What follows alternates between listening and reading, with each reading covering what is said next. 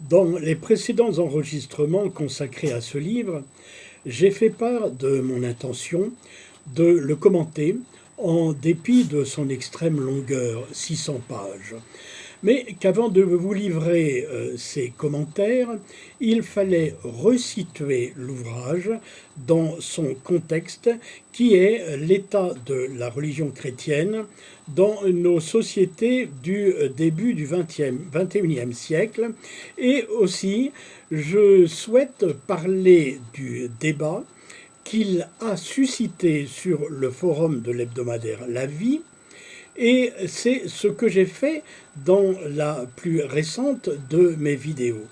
Mais ce débat a été long, il compte 160 contributions, et j'en ai cité à peine 5 ou 6. En continuant à les parcourir, il m'apparaît que le débat est au moins aussi intéressant que le livre lui-même, et j'ai donc l'intention d'y consacrer encore quelques enregistrements avant d'examiner. Le père Moins a des trous de mémoire. Il faudrait qu'il se souvienne d'Ignace de Loyola. Ce que moi je vois blanc, il faut croire que c'est noir si l'Église hiérarchique en décide ainsi. Est-il bon, pour faire du bien aux âmes, que j'expose mes pensées personnelles et originales en dehors des cercles spécialisés ?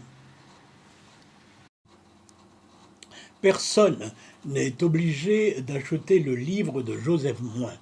Si des personnes se sentent déstabilisées par des formulations nouvelles, je dis tant mieux, parce que cela veut dire qu'elles ont quelque chose à comprendre de cette interpellation.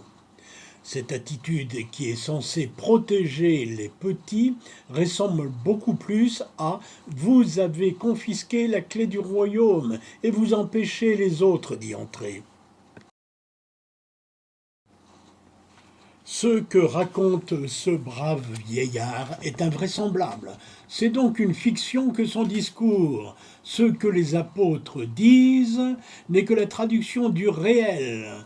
S'ils ont vu le Christ ressuscité, c'est avec leurs yeux. Ce sont donc des faits, et les nier, c'est être dans le déni. Défendre une thèse invraisemblable, cela n'a aucun sens, sauf à flatter l'orgueil. Je pensais que nous en étions revenus de ces années d'errance et de divagation. On en revient à la crise moderniste des années 1890. Franchement, doit-on tout larguer au niveau des dogmes et de la tradition pour en venir à une vision épurée de l'Évangile ? C'est le retour d'une idéologie. Je prie le Seigneur de lui pardonner. Selon l'article, Moins n'a pas besoin de preuves pour croire.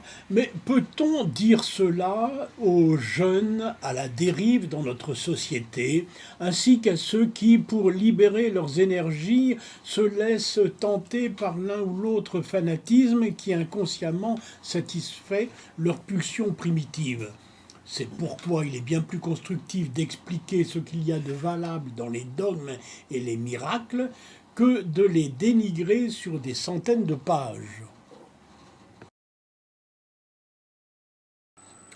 Voilà quelques aperçus du débat soulevé par ce livre. Je vous laisse lire attentivement la citation suivante et, comme je vous le disais plus tôt, je vais faire d'autres citations dans les prochains enregistrements, car ces commentaires que l'on peut trouver également sur le site de l'hebdomadaire La Vie me semblent au moins aussi importants que le livre lui-même.